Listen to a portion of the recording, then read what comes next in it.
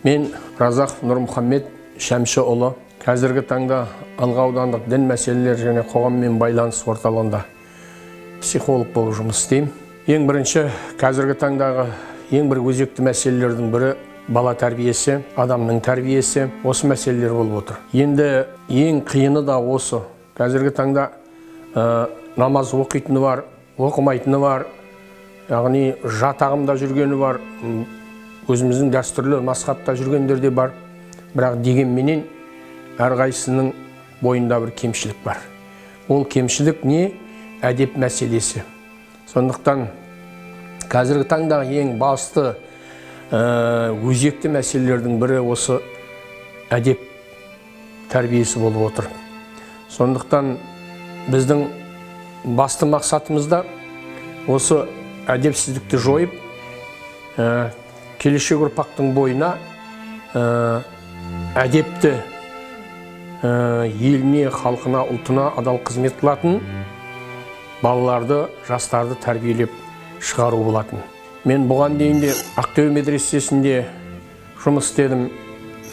Одан кейінгі Аңсар ақпарат талдау орталығында жұмыс істедім. Ихсан орталығында жұмыс істедім. Қазір міне Алға аудандық дін мәселелері және қоғаммен байланыс орталығында жұмыс істеп келе жатырмын. Осы өткен жылдардың өзіне қарағанда біраз қиындықтарды жеңдік. Бұл қиындықтар уақытында өзекті болған мәселелер, яғни дін мәселесінде, адамның ұстануы мәселесінде болып келді. Одан кейінгісі мына ауылда өскен жастарымыз, басқа жақтан келген жастарымыз қалаға келгенде осы деструктивті діни ағымның қатарын көбейтіп тұратын еді. Ал қазіргі таңда осы тынымсыз еңбектің арқасында, бұған әлбетте мен жалғыз еңбек еттім деп айта алмаймыз. Қасымыздағы осы әсіресе осы Аңсар ақпарат талдау орталығының мамандары тынбай қызмет етті. Және онымен қоса қазіргі таңда мына кітапханалармен көп байланыста болдық. Телевидение арқылы шығып, немесе мектептерге барып, осындай түсіндіру жұмыстарын жүргізгеннен кейін барып, осы жастарымыздың деструктивті діни ағым қатарына қосылуы азайды.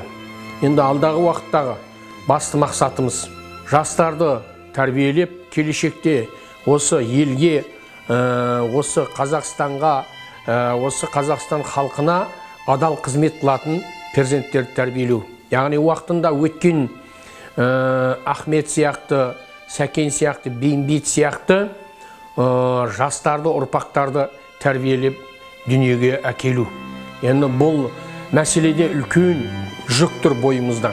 Ол үшін бізге мынау тек қана діни оқу орындарын жалғыз діни бағытта емес, және сонымен қосалқы мынау әлемдік деңгейдегі оқу орындарын болғанын қалаймыз.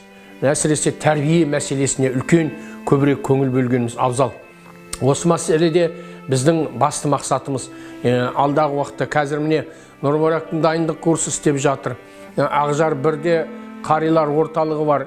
Одан кейінгі мынау басқа да оқу орындары жұмыс істеп жатыр.